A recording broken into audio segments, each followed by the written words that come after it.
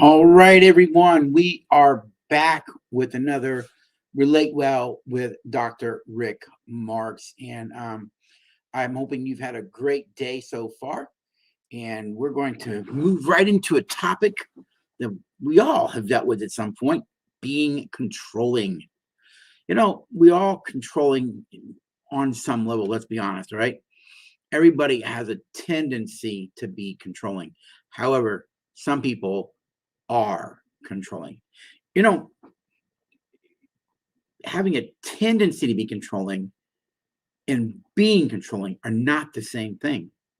Some people are controlling because of hurt or anger, but it's episodic. It's not who they are as a way of being.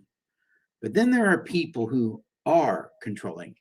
It doesn't matter what they do, it is going to come across as a form of control.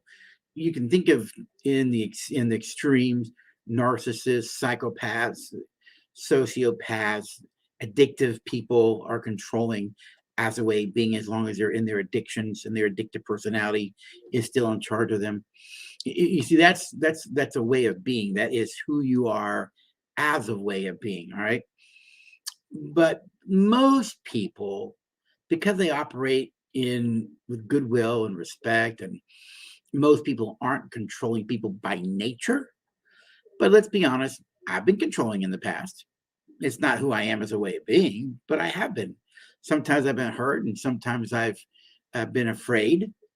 Sometimes I felt threatened, and so you tend to be controlling. You can be controlling in overt ways, threatening, violence, physical violence, emotional abuse, mental abuse, or you can be controlling in passive aggressive ways. Me, it's what I used to do: sulking, whining, acting like you're a martyr, playing like you're a victim, stonewalling. All of those are forms of control. They just come across in a passive aggressive way. You get the idea. But what do you need to do to stop being a controlling person if you have a tendency to be controlling? All right. We're going to talk about that today on this edition of Relate Well with Dr. Rick Marks. Now, let's talk about this first. Why the need to control, anyways? All right. Where's that come from? What would be the reason that a person would want to be controlling? I mean, can you really control anything? The answer is yes, you can. People who try and control other people, though, people who try and control other humans, people who try and control their spouse, or maybe boyfriend or girlfriend, or who try and control their coworkers, are really disrespectful people. You see, one thing I've learned in my journey of life, growing up in an abusive home, where you always felt inferior and insecure. You never felt that you were good enough, or that you had value or worth. And so the way I had to survive was being passively aggressive. You got it? The only way I could deal with things is through passive aggression. Because let's be honest, we were shocked with a cow prod. My dad had these things that he called sessions. Now, I never got a session. You ask why? Well, because I was the family hero. I was the overachiever. I did everything it took to stay out of trouble. Why do you think I have a PhD, two master's degrees, a BA, an LPC, a clinical fellow of the AAMFT? I got all these letters behind my name. But the reason I do those things, have those things, is because I was an overachiever. I stayed out of trouble. You see, I try to control my environment by being the good kid, by staying out of trouble. My little brother, Paul, got the worst of the violence. I was around 10 or 11. My dad got a cow prod. He used to shock us. Not only shocked about 3 times, but you always lived in fear of being shocked. You see, the fear of something will cause you to be controlling as well, because we're not meant to live in fear. We're not meant to live in that kind of insecurities. Now, can you control everything? The answer is no. You know, the wisdom in the Serenity Prayer, which is repeated in 12-step groups. It's a part of a prayer, I think, by Saint of Assisi or Augustine. It's one of those two. Anyways, I could be wrong about that. But the prayer you've heard before, God, grant me the serenity, which means peace, God grant me the serenity to accept the things I cannot change, the courage to change the things that I can, and the wisdom to know the difference. You see, the idea behind this serenity prayer is really limited control. There are some things I need to be able to control, but in reality, there are very few things I really can control. If you're a boss and you control your employees through intimidation, through fear, through putting them down, through economic threat, I'm going to fire you. I can find someone else to replace you, which is all really true. But what you're actually revealing is your immaturity and your need to control other people. You see, one thing we know for a fact about healthy, mature adults is they don't control people. Healthy, mature adults don't control their people. Why?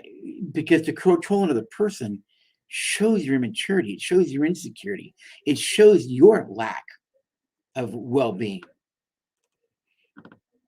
Immature people want to control others. Mature people have no need to control others. Why? Ultimately, because mature people operate out of a very, very powerful way of living. It's called humility. Humility. Humble people don't control the people. But research around humility is clear. Humble people are actually emotionally mature people. Immature people in conflict move to pride, thus they become controlling. Mature people, because they're essentially humble in conflict, they move to compassion. Fascinating, isn't it? But some people want to control. So let's go back to our original question before we get into ways to stop being controlling. Why would someone want to control? Well, a lot of different reasons. Maybe you grew up in an abusive home where you had no control of your life. Maybe because you had no control, you were abused and you were harmed. There's that fear in you as you went through your childhood and your adolescence and your adult world. I'll never let someone treat me that way again. So you have to control everything around you. Why? For safety. It makes sense. The reason you control people is so that you don't get hurt again. It's because there's a fear that if I give up control or if I trust someone, if I let someone in behind this wall that I built around myself, then I can be hurt. And I don't want to be hurt. I've had enough of that in my life. Your brain has an uncanny way of remembering its deepest pains, its deepest hurts, even at the visceral biological level. At the visceral biological level, folks, your brain remembers its traumas.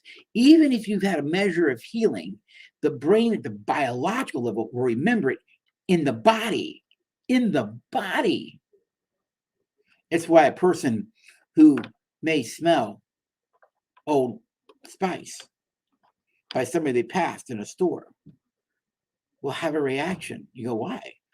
Because that person's abuser wore Old Spice. And when they smell Old Spice, it triggered traumatic memories that are stored in what's called the thalamus of the brain, which is the seat of all human experiences, goes to that part of the brain. A few days ago, I took my wife to the airport. She was flying out to see my daughter, and they were hanging out together in New York City. And as we were driving over the bridge to go over the Hart Bridge to take the exit that goes on Martin Luther King Road north toward the airport, I had this visceral reaction. I felt it. I'm very clear and aware of what my body's telling me at the biological level, so I can regulate myself. Mature people usually do that. They're aware when they're being triggered or what's going on in their brain. And I told my wife, I said, this is funny. She said, what's that? I go, as I looked at downtown, I felt my body tense. She said, why? I said, because my most painful memories happened at a place I worked in downtown Jacksonville for 7 years. It was a very abusive work environment for me. I ended up having to get some help after I left there to damage it caused. Even all these years later, as I was going there, I felt it in my body. Now, the neat thing is I don't let it regulate or control me. But even at the visceral level, your body remembers it. There's a wonderful book out there by Dr. Vanderkolk right now called The Body Keeps the Score. If you want to understand more about the brain and trauma and how trauma and memory, traumatic memories and the trauma, your body actually keeps the score physiologically. This is why for those who who may be listening to me in the church settings or in faith-based groups. This is why we're supposed to live a life of love, not a power control of abusive spirit, being emotionally or spiritually or relationally abusive. Why? Because love doesn't create trauma. Love doesn't create trauma for people. Love creates a feeling of pleasure. Legalism mostly creates a feeling of pain, hurt, and the body keeps the score. We know that because there's thousands of research that shows all of this. And many symptoms today, sicknesses, are actually emotional problems that are played out in the body physically. Some people need control to protect themselves from further trauma. Another reason is maybe you grew up in a chaotic life. I think of my wife, who I love dearly. We've been married 38 years. It's coming February 2022. We have a strong, healthy, what I call usness marriage. But she grew up in an alcoholic home. A lot of craziness and a lot of abuse. And by 8th grade, Luella was a parentified child. She was put in the role of a parent by 8th grade. So she's doing the cooking, the cleaning, washing dishes, going to school, doing clothes. She's doing a lot of the things that her parents should have been doing. But you have a chronic alcoholic mom, stepmom, dad, and Luella came from her younger siblings. So Luella grew up in a room where there was chaotic. She never knew what to expect. So much so, she would never let any of her friends come to her house. Why? She never knew what she was going to see when she came home from school. And so, as I meet Luella when I joined the Navy, I get stationed in Jacksonville, Florida, and I meet her when I moved to Jacksonville, Florida in the 1980, 81. My wife, folks, does not like a chaotic home. First year of our marriage, I'm flexible. I like, let's change around. Let's change this. Let's do this. So first year of marriage, I had a day off. And so I moved the furniture around. I thought, let's try something different. She came home and had a cow all right, not literally a cow, but you know what I mean? It really affected her. And she wanted to put back why? What I didn't know was the level of chaos in her world. And what it did, it triggered memory. It triggered pain. And she has to have that flexibility so she can feel safe. She doesn't like that flexibility. She needs structure so she can feel safe because she never had it. Her brain was used to chaos, and that chaos created fear. You see, and I've learned, don't move the furniture around.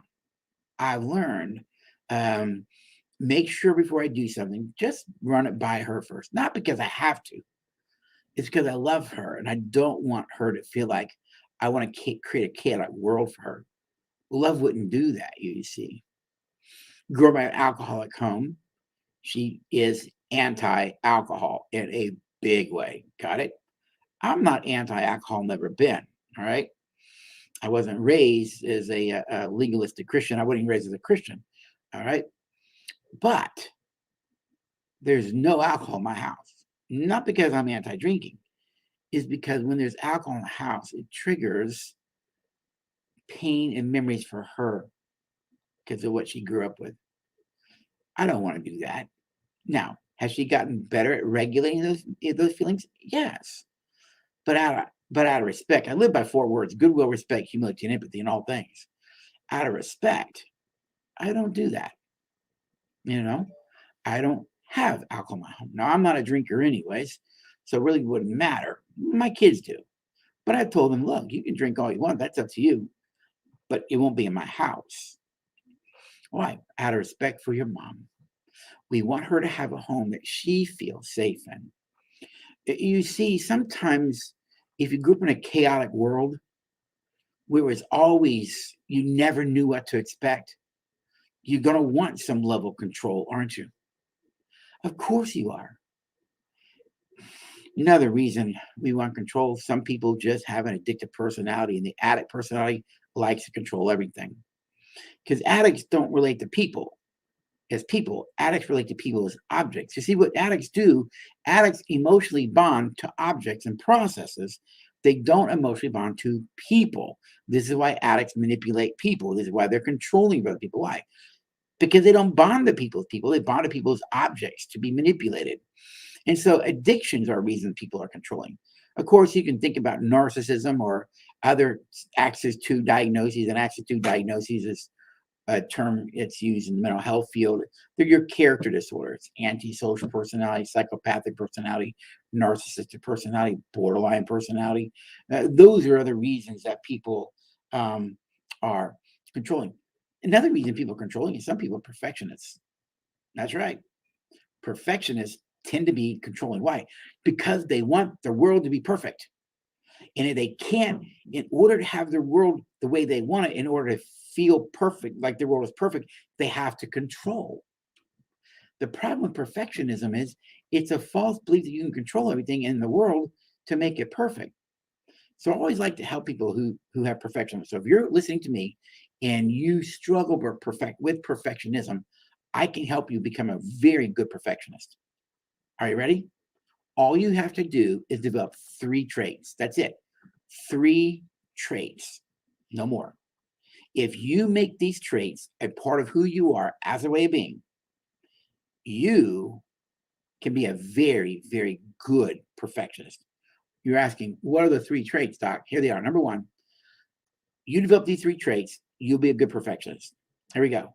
You must develop omnipotence, omnipresence, and omnipresence, and you got to be omniscient. If you develop those 3 things, I promise you, you'll be really good perfectionist. Now, I can tell you, I'm not omniscient, omnipotent, or omnipresent, so I couldn't be a good perfectionist. But if you develop those things, I promise you, you'll be a good one. All right. So these are some reasons people are controlling. Uh, when I have control of my world, I feel safe. When I have control over my world, I feel empowered. When I have control over my world, I feel that okay as a person. When I feel that I have control over my world, I feel that I can't be harmed. I feel like I can be at my best. The problem is some people are trying to control things they can't control in order to have those feelings, and therein lies the problem. There are very few things in the world that we really can control, and there's a lot of things that you can't control. This is why the idea of boundaries are so important. The idea of boundaries comes from general systems theory, and primarily from family systems theory, which is the foundational theoretical framework for marriage and family therapy, coming from the natural sciences of general systems theory. The idea is the whole is greater than the sum of its parts, you see. And the idea of boundaries and those kind of things actually come from systems theory. That's where they originate from. Boundaries are helpful. Boundaries let me know what I can control, what I can't control. You see, and people who have healthy boundaries don't control other people. People who lack boundaries or their boundaries are too rigid are going to control people in a crazy, unhealthy way. All right. So then, those are some reasons that people like to control. All right. But let's be honest. Whenever you're controlling someone, you're really saying, I don't respect you. There's no goodwill in trying to control someone. Healthy bosses don't control. Do you know that? For those who are leaders, healthy bosses don't control people. They invite and those kind of things, but they don't control. They don't threaten. They don't intimidate. Unhealthy people use positional power to intimidate and control others. Mature leaders never do. I mean, mature leaders wash your feet. And mature leaders would die for you. Mature leaders come alongside and bear a burden with you. They encourage you. Mature leaders lead from compassion. Immature leaders lead from something else. It's real simple and it's not that difficult to figure out. And by the way, if you're listening going, come on, Mark, you sound so simple. It's actually by design. You see, I'm a closet redneck from North Georgia. All right, no, that's not really the reason why. The reason why I like simple is because of, well, it's because of Einstein, Albert Einstein. Einstein said something a long time ago that has become my favorite quote. He said, make things simple, but not simpler. Make things simple, but not simpler. You see, a lot of people like to explain stuff with big words, and they go, oh, this is so complex, and they explain it as if it's complex. Well, Einstein also said, if you can't explain something simply, then you don't understand it. Sometimes we need the complexity of the language to impress other people with how much we know. But you must understand this. The person sitting there listening to you is going, huh? I was at a church here not too long ago, and pastor was waxing eloquent on these deep, profound things. And the person next to me goes, what's he saying? I go, he's just saying basically all people are insecure. The guy goes, why didn't he just say that? I go, I don't know. You see, just because you're out there waxing eloquent and using all these big words doesn't mean the hearer is getting it. They're probably going, huh? Einstein's not wrong. Make things simple, but not simpler. In other words, you could be too simple that you leave out things. Simple is a good way to live life. Personally, I found that out. And I try to be simple. Why? It's healthier. It's more mature in my mind. Okay, so what are some ways to stop being a controlling person in a relationship? Number one, here we go. I believe one way you can stop being controlling is you must take a risk and find ways to trust your partner if you're in a marriage. Find ways to trust your partner. Quit assuming you can't trust them from the get-go, from the beginning. You see, people who tend to be controlling don't trust anyone. They trust themselves. A lot of times they don't even trust themselves. But when you're controlling, you don't trust anybody. That's why you want to be controlling. Maybe you need to step back and ask yourself, are there some ways that I can trust this person? Have they done anything, to me that says I can't trust them? If you're a boss, you hired that person for their strengths. Why not trust them to do it?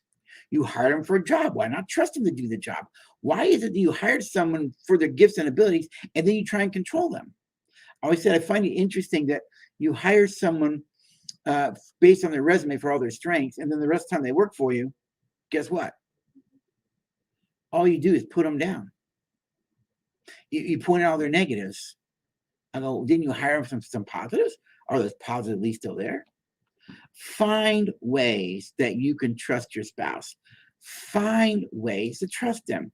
You don't have to keep assuming they're going to leave you.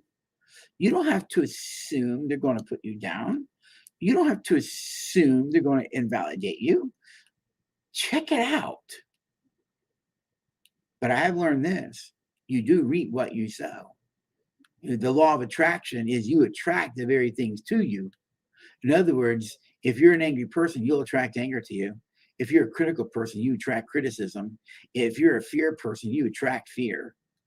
And the thing is my mentor taught me a long time ago, that you train and teach people how to be around you by how you are as a way of being. You see, maybe the reason you can't trust them is because how you are as a way of being teaches them how to be around you, and then you interpret that as I can't trust them, but you don't know you're creating that. Like Dr. Phil says, you teach people how to be around you. You teach people how to be around you as a manager, as a leader. You see, people learn how to deal with you based on how you are as a way of being. So one thing you can do is find ways to trust your partner. I think it's a good thing. Another thing you can do is controlling people have a need to decide things for everybody. What if you stopped trying to solve your problems for your partner and other people? What if you just decide, you know what? This is their wheelhouse. I don't have to control this. This is their world. I always tell Llewellyn, look, I'll listen to the things that are going on and work, but I'm not going to solve your problems at work. Why? One, I couldn't do it. I don't have the responsibility or the authority anyways. I can listen and care, and I'll give input if she wants to. I learned this a long time ago. It is disrespectful to give people input into their life without their permission. You wouldn't like it if someone does it to you. Why are you doing it to others? It's just disrespectful. And so stop trying to solve your partner's problems. Trust that they know how to make decisions for themselves. If they want input, they can ask for input. If you want to give input, ask if you can give input first. All right. The more you try and control someone's life by making decisions for them, the more they're going to resent you. Why? Because ultimately you're sending the message that you're stupid and you're dumb and you can't figure it out, so I have to do it for you. And nobody wants that message sent to them. You see, some people aren't looking for your input to fix something. It's just your need to fix because you have a need to control. That's it. It's real simple. Nothing more than that. All right. Another thing you can do is, if you're controlling, become aware of how you communicate. Become aware of how you come across when you communicate. Become aware of your tone. Become aware of the words you're using. Become aware of your body language. You know, self-awareness is the first emotional competency that has to be mastered to be what's called emotionally intelligent. I like the word maturity myself. But you can't have self-control if you're not self-aware. You can't stop yourself from doing something if you're not aware that you're doing it. You can't stop yourself from being a certain way if you're not aware that you're being that way. So you've got to become aware. Are you curt? Are you direct? Are you insensitive? Are you blunt to the point that you're being hurtful, insensitive, lacking in compassion and empathy? You know, for those of you in the faith community, there's a Bible verse that says, speak the truth in love. You get that in love. It tells you how to speak the truth. We think by speaking the truth, somehow that's okay. You speak the truth in love. Well, how would you know if you're speaking the truth in love? That's not rocket science either. It's pretty simple. Tone and body language. Did you get it? Tone and body language. Because we know through research around communication that the brain responds 92% to tone and body language, only 8% to the actual message. Even animal brains are aware of that. If you say to a dog, come on here, boy, come on here, I love you, it's going to run from you. It's taking off. Why? Because the tone tells the dog you're not safe, even though your message was.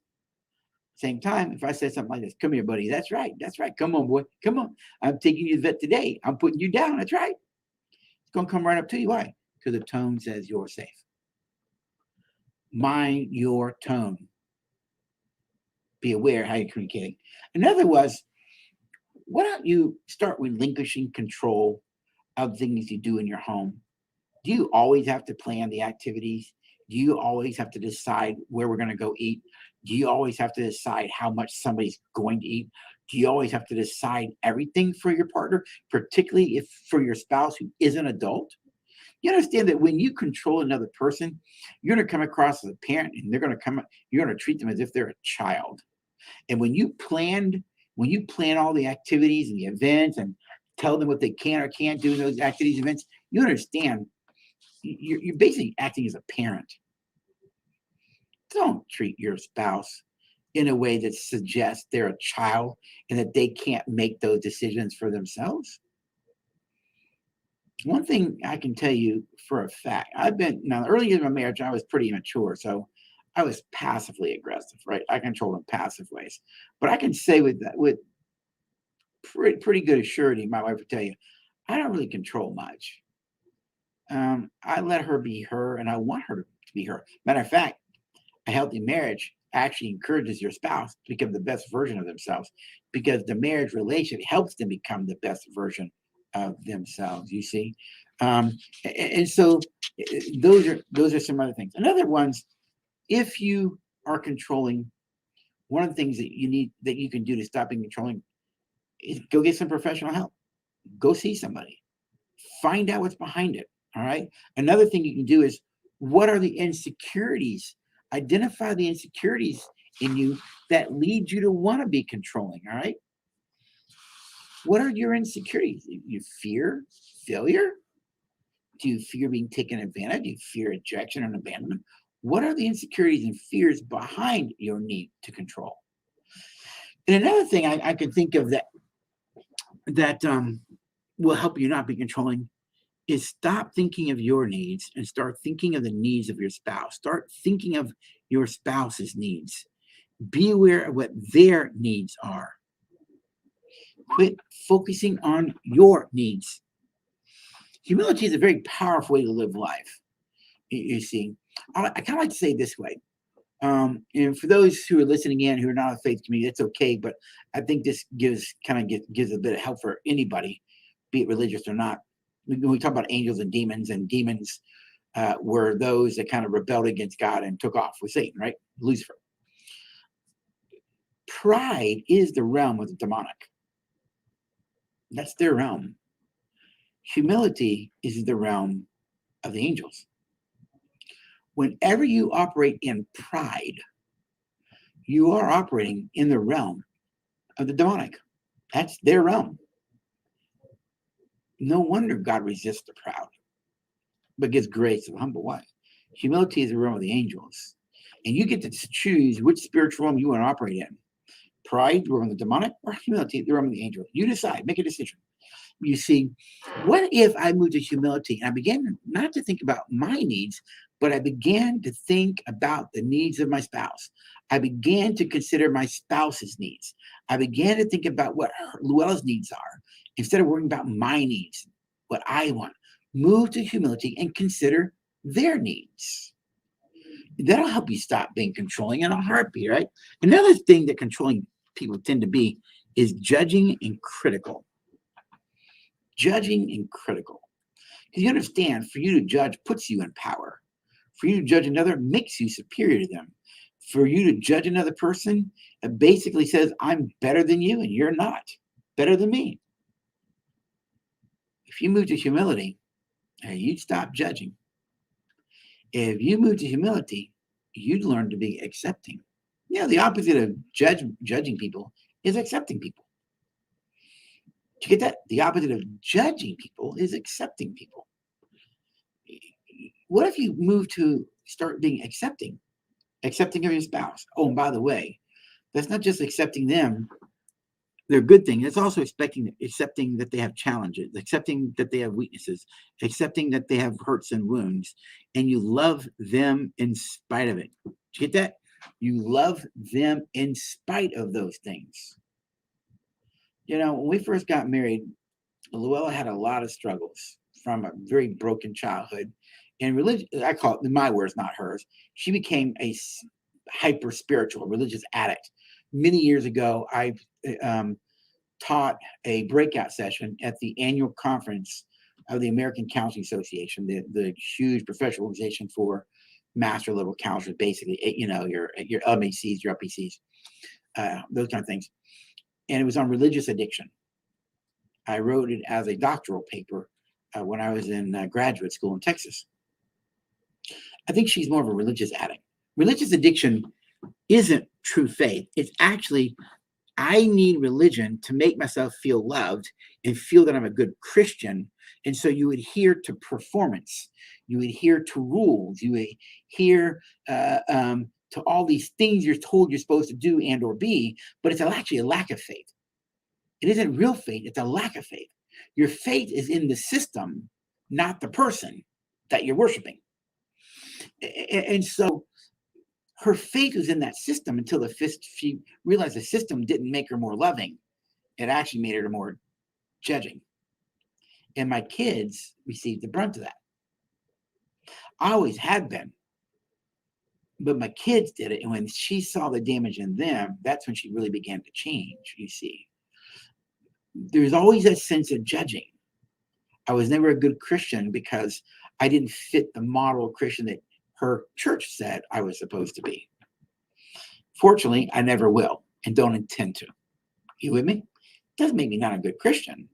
It doesn't make me their brand of Christian. And if the judgment is that, well, then you're right. Based on what you want, Luella, I'm not that person. What she found out later, many years later, as she said, she mentioned that I was to a group of couples we were mentoring. She said, Rick is like an oak tree. His roots grow strong and deep and slow.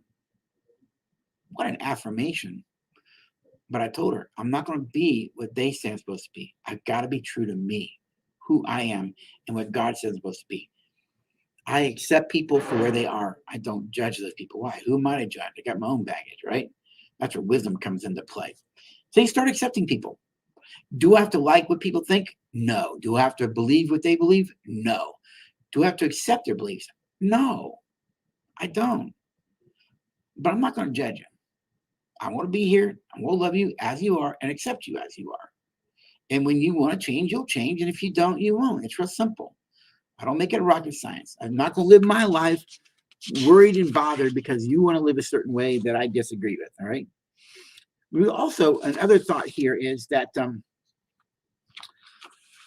another way we control people is we keep punishing them for things they've done in the past. So we always bring up this, we bring up that, and it's a form of control. What if you gave that up and started living in the present? What if you gave up punishing somebody, bringing up things they've done in the past, let it go, and start living in the present? Now, if the past is still the present, then you got something to work on. See a counselor, got it? But if they made some choices in the past they regret, and you still bring it up, you're just trying to control them. Why? Maybe you're afraid they'll do it again. I don't know. But you have to ask yourself, in the present, are they still doing those things? If that pattern that is not today, maybe you ought to take the risk and respect that maybe what was isn't anymore. If what was still is, you got something to argue about. But a lot of times what was isn't. Does that make sense? And so quit bringing up the past. Live in the present. Most people don't know how to live fully in the present. Most people struggle with issues from the past, and they are stuck in the past. It's like an emotional umbilical cord that goes straight back there, all right? And they're afraid of tomorrow. Well, listen, as long as you live in fear of what might be, and you still have anger, resentment, which is stuff from the past, you can't live in the present. And you know where your power comes from? Your power comes in living fully in the present, and that takes maturity. That takes maturity to do that, folks. You see? And so I'm going to give you a couple others. Another way to stop being controlling is really simple. What if you just started admitting your partner is different than you? And that being different is actually okay. Luella is different from me. There are things we're never going to agree on because we are different. As a matter of fact, John Gottman, who's one of the great researchers on marriage, his research makes it very clear. Listen to the number, 68. 68%. 68% of problems. 68% of problems in marriage, listen, have no solutions. His term for those are perpetual problems. There's just no solution. Why? The perpetual problems are perpetual because you're so different. You may be different in faith. You may be different in personality. You may be different in a lot of areas. Got it? But you respect the differences. And here's what his research shows. Masterful couples don't allow unsolvable problems to destroy the relationship. Immature people want to argue and win arguments. Mature people understand let's agree to disagree and move on. All right? That's maturity, folks, to know when that's true. So accept that your partner's different than you. And that's okay. The reason I know differences are okay, particularly in God, is right there. I know you can't see it. It's right there. I know you can't see it unless it's called a fingerprint. It's called a fingerprint, folks. Every one of us are different. We'll never be the same. Why? Your fingerprint tells you that. They had no idea that our retinas are all different. That's why we have retina scans now for safety. We're never going to be the same. And that's okay. That is a uniqueness of all of us as humans. You see. And so if you accept that we're different, then you have different tastes in music, you have different tastes in activities, etc., etc., etc. What if you gave yourself permission to stop being controlling and you started being accepting? You stop being judging. You allow for differences to be. Here's your question. What difference would it make in your life for you and how you lived your life? And what difference would it make in your relationships? And in particular, for those that are married, your marriage. Some thoughts for you to think about. I appreciate you listening and hanging in there with me. And I hope in some small way, this has been an encouragement for you. Blessings, and I'll see you soon on another Relate Well with Dr. Rick Marks. Bye.